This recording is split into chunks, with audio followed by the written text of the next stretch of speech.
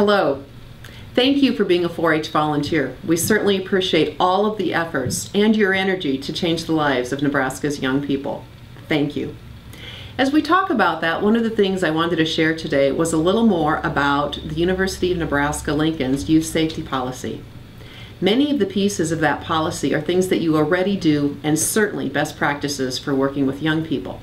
But we wanted to go over them just to make sure there are no questions or if you had any things that you wanted to ask more about.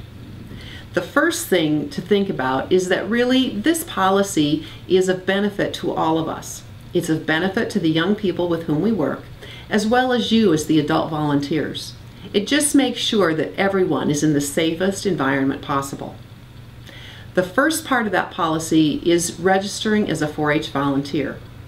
That gives you access to more resources, it gives you access to professional development, as well as it gives you a place to go if you need help as a 4-H volunteer. It's part of our safety plan. The second thing to think about, and this sometimes just makes common sense, is to avoid all one-on-one situations with young people. Oftentimes there's a group of young people with whom you're working, there's other young people around or other adults around. That's really the best way to deliver 4-H programs in Nebraska. We encourage you to avoid all one-on-one situations with youth. Another thing that we'll be doing that might be a change from what you've seen in the past is we'll be running all names of volunteers, of program presenters, of anyone who's working with our programs through the National Sexual Offender Registry. This is an online registry that's available to the public. Any of you can go on and Google it. And we'll be putting the names of all of our volunteers and program people through that system before we actually have them work with young people.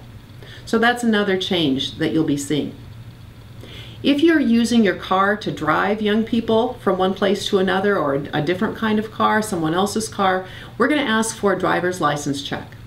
And you'll be doing that through your local extension office. They'll be asking to see your driver's license. They'll be keeping that data. This way we can be better prepared. In the case that something does happen, we'll have all the data on hand. So those are some of the kinds of things you'll be seeing. Again, all practices of positive youth development, all practices that help ensure our young people are safe, and help you as the volunteer make sure that you're doing the best interest of youth and yourself. If you have any questions about the policy, certainly ask your local extension educator. You can call me. My number and contact information is on the 4-H website.